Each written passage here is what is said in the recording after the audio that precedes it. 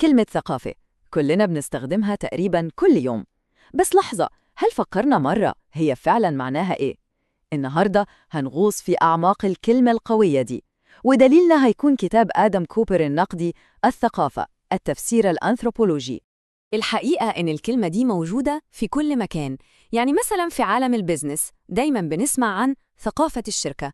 تخيل مثلا هوية شركة سوني المؤسسية، بيتعاملوا معاها كأنها كيان حي، هو اللي بيشكل طريقة تفكير الموظفين وشغلهم. ولما نطلع من عالم الشركات للسياسة العالمية الفكرة بتكبر قوي. نظرية صدام الحضارات بتاعت سامويل هانتينغتون دي تعتبر أشهر مثال على إزاي مفهوم الثقافة ممكن يتوظف عشان يفسر صراعات دولية ويرسم خطوط فاصلة بين الشعوب.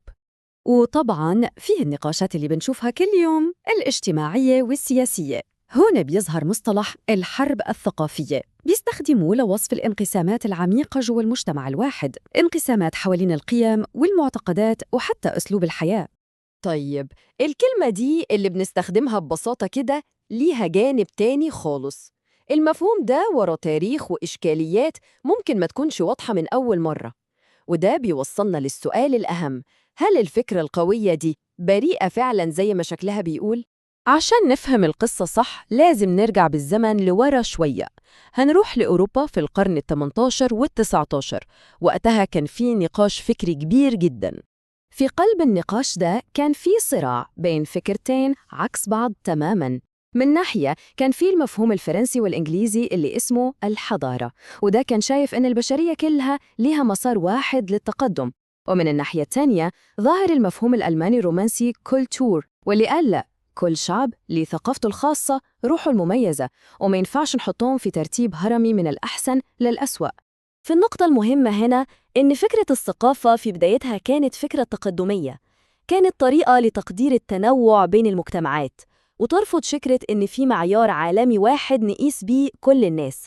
كانت بتحتفي بالعبقرية الفريدة لكل شعب.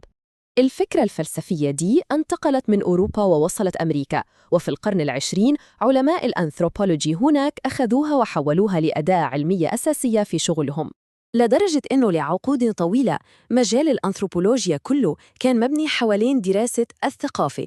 كانت زي النظارة اللي بيبصوا بيها على كل حاجة، من الفن لعلاقات القرابة للاقتصاد، كل شيء كان بيتحلل من خلالها.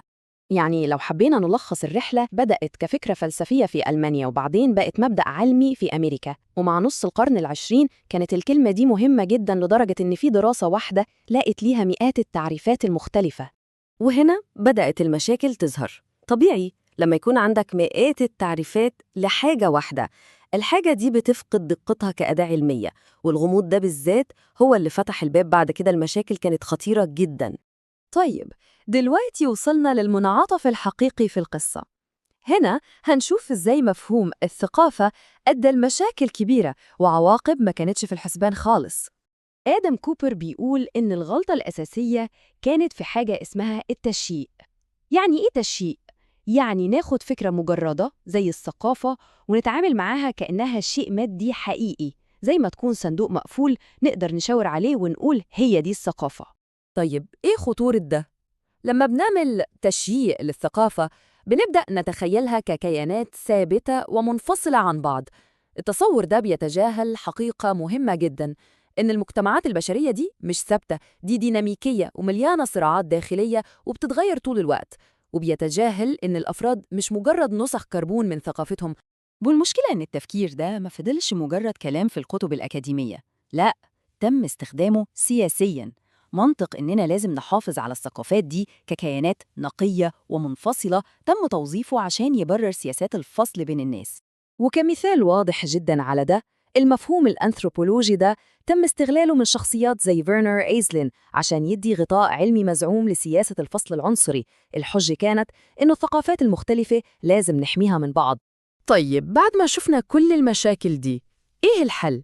هل نبطل ندرس المجتمعات خالص؟ لا، الحل المقترح هو إن ندرسها بس بدقة أكبر. الفكرة ببساطة، بدل ما نعتمد على كلمة واحدة كبيرة وغامضة زي ثقافة، نستخدم منهج مركز ومحلل أكتر.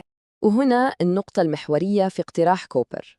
بدل ما نتكلم عن الثقافة ككتلة واحدة، خلينا نفككها وندرس مكوناتها اللي نقدر نشوفها ونقيسها. يعني ندرس المعرفة والمعتقدات، ندرس القوانين والأخلاق، ندرس العادات والفنون، ندرس التكنولوجيا. الحاجات دي واقعية وممكن تحليلها بشكل ملموس.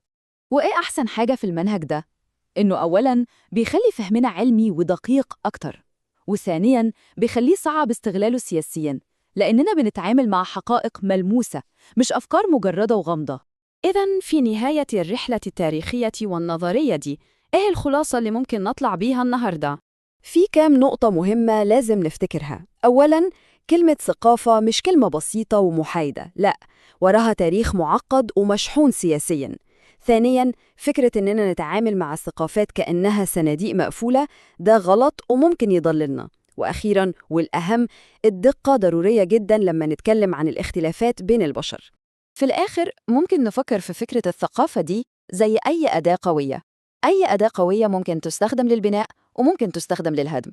كل الموضوع بيعتمد على طريقة استخدامها بوعي وحذر. وده يخلينا نسأل نفسنا سؤال مهم. دلوقتي بعد ما عرفنا تاريخ الكلمة دي وقوتها وخطورتها كمان، إيه القوة اللي هنختار نديها لكلمة ثقافة في كلامنا وتفكيرنا؟